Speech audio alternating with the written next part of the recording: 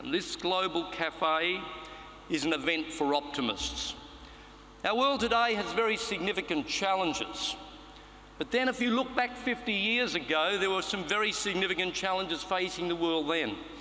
And in 50 years' time, that generation of people across the globe will have their own set of challenges. And the discussions that are before you all will be, I'm sure, incredibly stimulating, but most importantly, incredibly productive for the future of Brisbane and our state. And I really look forward to hearing what comes out of these conversations. I was so lucky to have traveled around the world performing in front of the presidents, prime ministers, royalties, and to millions of people around the world. But everywhere I went, I discovered one truth. People are the same. If we're looking out in the real global cities, true global cities with significant presence, attraction, people want to go spend time there, have we made meaningful investments into the arts and culture sector?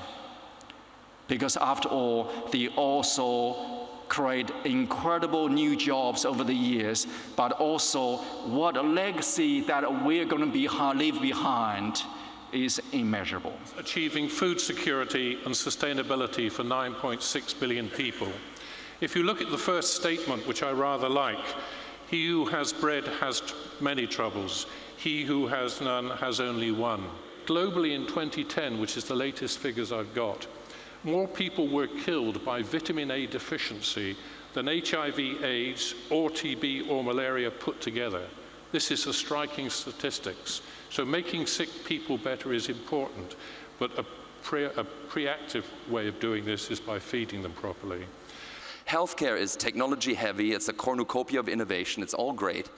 But when it comes to adopting technology from other industries, other sectors of human endeavor that have made them safer and more productive, healthcare easily lags behind by 30 to 40 years.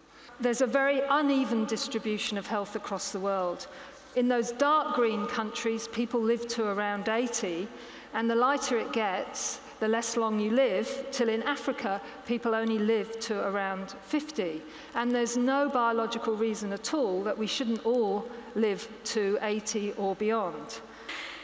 Is it possible to ensure equity of access to things like health, to education and welfare in a global, multinational, capitalist economy?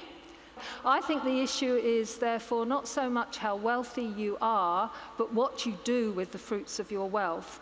The key lies for low and middle income countries to avoid the mistakes that we have made in the developed countries. The worst thing we could do is to export our models, our failed systems to them.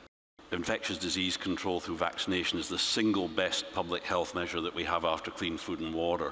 And we need to make sure that equitable distribution of vaccination occurs across the planet.